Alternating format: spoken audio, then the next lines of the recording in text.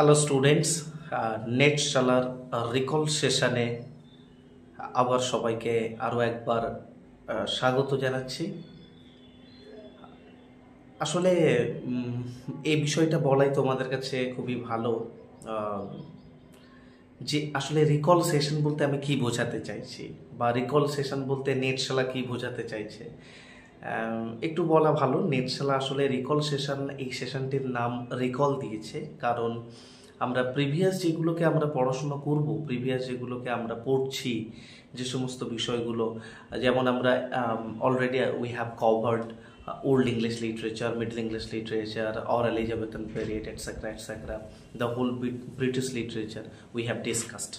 So আমরা সেগুলোকে আমরা রিকল করব বিভিন্ন কোয়েশ্চেন আনসারের মাধ্যমে। We try to recall, okay, আমরা রিকল করার চেষ্টা করব। So that's why this session is called as recall session. এবং আরও একবার তোমাদের বলতে চাই যে সম্পূর্ণ বিনামূল্যে এই ভিডিওগুলো, এই অনলাইন ইউটিউবের ভিডিওগুলো পাওয়ার জন্য please do subscribe the channel, hit the bell icon, যাতে করে তোমরা সবার আগে নোটিফিকেশনগুলো পেয়ে যাও।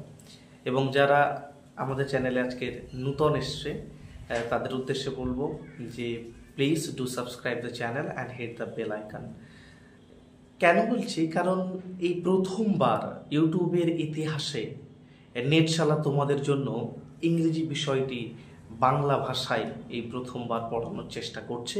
তো সেখানে আমরা যারা ইউজিসি, নেট কিংবা সেটের মতো সর্বভারতীয় পরীক্ষায় প্রস্তুতি নিচ্ছি, তাদের কথা ভেবেই এমন একটা ব্যবস্থার আয়োজনের কথা নেটশালা ভেবেছে।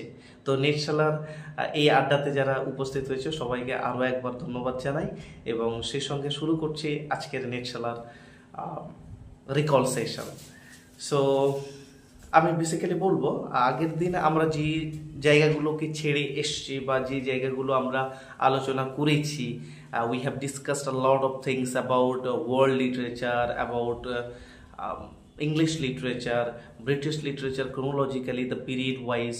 We are talking about Old English literature, Middle English literature, then Chaucerian period, pre-Chaucerian period, the age of revival.